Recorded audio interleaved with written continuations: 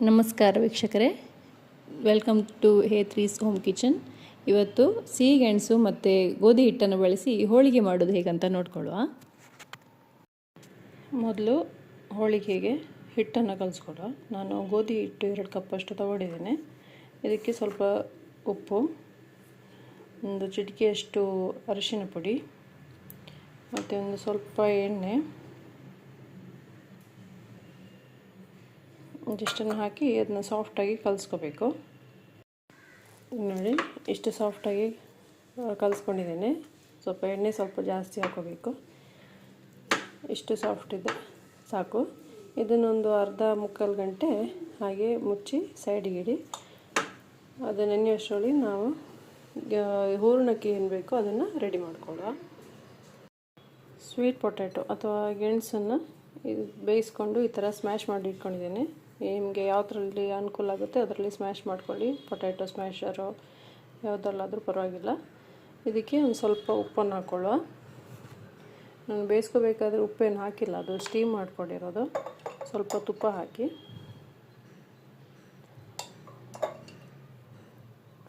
ನಾನು ಇಷ್ಟು ದೊಡ್ಡ ಗಾತ್ರದ ಗೆಣಸು 2 ಗೆಣಸು ತೊಗೊಂಡು ಅದನ್ನ ಕಟ್ ಮಾಡಿ ರೌಂಡಾಗಿ ಕಟ್ ಮಾಡಿ ಬೇಯಿಸ್ಕೊಂಡಿರೋದು. ಈಗ ಚೆನ್ನಾಗಿ ಮಿಕ್ಸ್ ಮಾಡಿಕೊಂಡು ಇದಕ್ಕೆ ಬೆಲ್ಲದ ಪಾಕ ಮತ್ತು ಕಾಯಿ ತುರಿನ ಹಾಕಿ ಮಿಕ್ಸ್ ಮಾಡ್ಕೊಳ್ಳುವ. ಇದೀಗ ಅರ್ಧ ಕಪ್ಪಷ್ಟು ಬೆಲ್ಲವನ್ನು ಗುದ್ದಿ ಪಾಕ ಮಾಡ್ಕೊಳ್ತಿದ್ದೇನೆ. ಇದು ಕರಗಿದ ಮೇಲೆ ಇದಕ್ಕೆ ಕಾಯಿ, ಗೆಣಸು, ಏಲಕ್ಕಿ ಹುಡಿ ಇದಿಷ್ಟನ್ನು ಹಾಕ್ಕೊಂಡು ಕಂಬೈನ್ ಮಾಡ್ಕೊಳ್ಳುವ. ಇದೀಗ ಬೆಲ್ಲ ಪೂರ ಕರಗಿದೆ. ಇದಕ್ಕೆ ಸ್ಮ್ಯಾಶ್ ಮಾಡ್ಕೊಂಡಿರೋ ಗೆಣಸನ್ನು ಹಾಕ್ಕೊಳ್ಳುವ.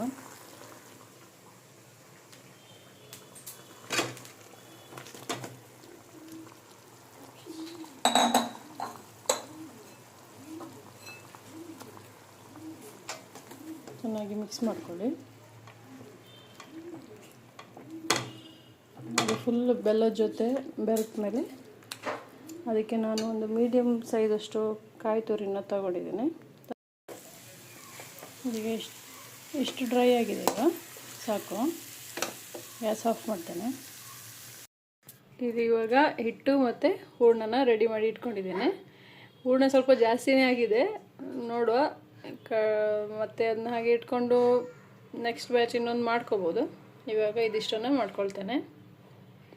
ಫಸ್ಟು ಇಷ್ಟು ತೆಳ್ಳಗೆ ಇದು ಅಡಿಗಡಿ ಸ್ವಲ್ಪ ಪೇಪರ್ಗೆ ಎಣ್ಣೆ ಒರೆಸ್ಕೊಳ್ಬೇಕು. ಸ್ವಲ್ಪ ಇದನ್ನು ಇಷ್ಟು ತೆಳ್ಳಗೆ ಮಾಡಿ ಒಂದು ಹೂರಣನ ಇಟ್ಟು ಇದು ಕವರ್ ಮಾಡ್ಕೋಬೇಕು.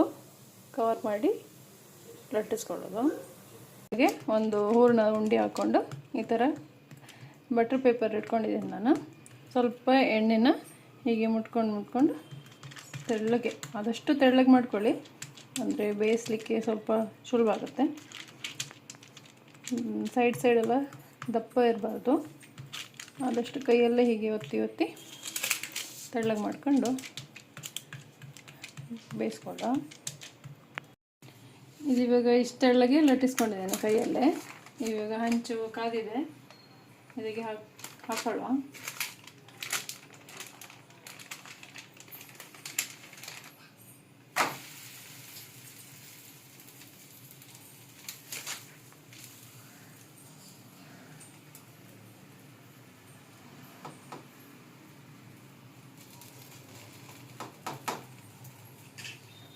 ಸ್ವಲ್ಪ ತುಪ್ಪನ ಹೀಗೆ ಹರಿಸ್ಕೊಳ್ತೇನೆ.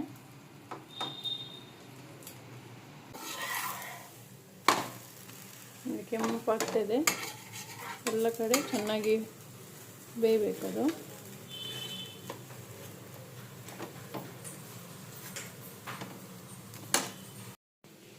ನೋಡಿ, ಹೋಳಿಗೆ ಆಗಿದೆ. ಇದನ್ನು ಸ್ವಲ್ಪ ತುಪ್ಪ ಹಾಕ್ಕೊಂಡು ತಿನ್ಬೋದು.